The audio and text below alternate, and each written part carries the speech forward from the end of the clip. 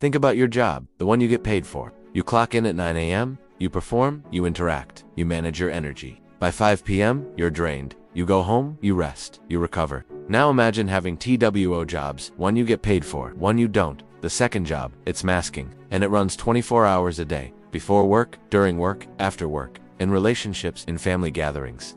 Even at home sometimes, when you're so used to performing that you forget how to be yourself. This is what nobody tells you about autism. It's not that autistic people struggle with social skills. It's that they re-executing a full-time performance while managing a neurological system that was unbuilt for it. And the cost. Nobody's measuring it. Let's dig deeper into exactly what this second job really entails. Because unlike your paid job, this one has no breaks, no vacation days, no sick leave. The job title: Professional Neurotypical Impersonator. Hours unlimited. Salary: none. Benefits: none. But the performance requirements: exhausting. Here's the daily task list. Monitor your facial expressions in real time.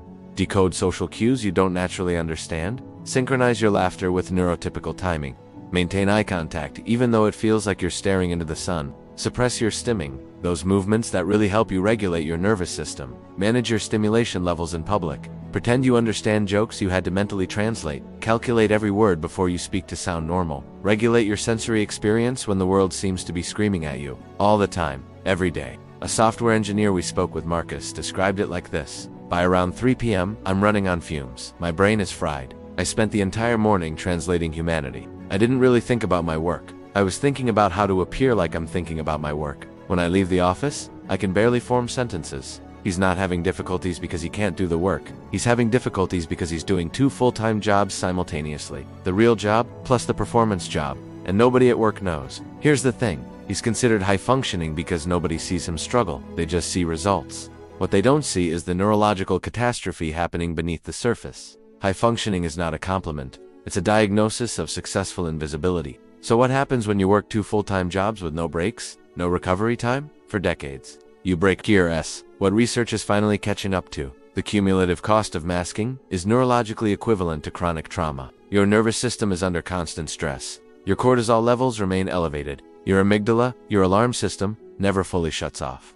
You're in a state of hypervigilance for years. The mental health consequences are not secondary symptoms of autism, they are direct results of masking. Depression rates in autistic people who mask heavily: 3 times higher than the general population. Anxiety disorders, common eating disorders, frequent, and suicide. Autistic people are 9 times more likely to attempt suicide than non-autistic people. That number is even higher in people considered high-functioning. Why? Because they're drowning invisibly. And because they never learn to ask for help. They only learn to hide the drowning. Sarah, a therapist who came out as autistic at 41 years old, shared something devastating. I had a complete breakdown at 39 years old, not depression. A breakdown. I couldn't function. I couldn't go to work. I couldn't leave my house. And the scariest part, I realized I had micro breakdowns my entire life. I called them bad weeks or rough patches, but they were actually my system begging me to stop. And I didn't know how to listen because I was never taught to listen to myself. I was only taught to listen to what everyone else needed from me. She didn't get better until she realized something fundamental. The work she had been doing was not sustainable. Her nervous system was not failing. The system she was trying to fit into was impossible.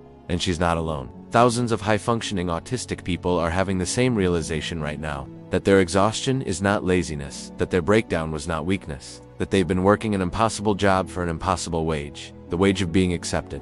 Acceptance shouldn't require self-destruction. Here's how most people realize that masking is a full-time job. They stop doing it. When autistic people finally unmask, when they give themselves permission to stim in public, to say no to social events, to be honest about their sensory needs, to exist without performing, something shocking happens. Suddenly they have energy. Not a little bit, a lot. Energy they didn't know existed because they were spending it all on the performance.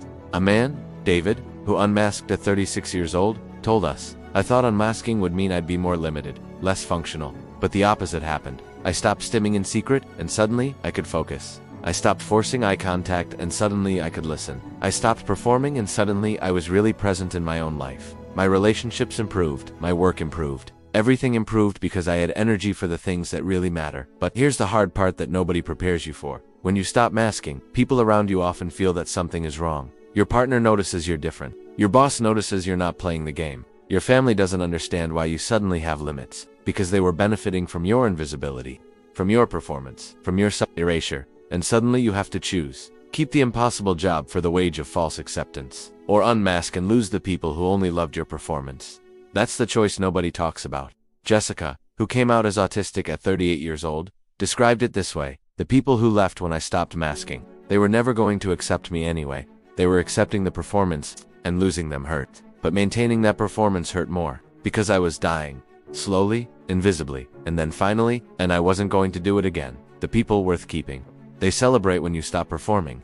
If you are rewatching this and you're autistic and you've been masking, I want you to know something. The work you've been doing is not your responsibility. You didn't choose it, you were taught it. Since childhood, you learned that the way your brain works makes people uncomfortable, so you learn to change yourself, to perform, to disappear. But you don't have to keep that job. The wage has never been worth it. The wage was always just survival, and you deserve more than survival. You deserve to really live. You're allowed to be autistic in public. You're allowed to stim. You're allowed to say you're overwhelmed. You're allowed to be tired. You're allowed to need silence. You're allowed to say no. You're allowed to exist exactly as your brain naturally exists, without translation, without performance, without apology. And if the people around you can't handle your authenticity, that's not a reflection of your worth. It's a reflection of their willingness to see you. If you love an autistic person, understand that they might be working 2 full-time jobs and you have no idea. The person who seems to have it all together might be falling apart at home. The friend who seems fine might be exhausted. The partner you think is emotionally distant might be neurologically shut down from performing all day. The greatest gift you can give them: create a space where they don't have to perform. Tell them it's okay to be exactly who they are.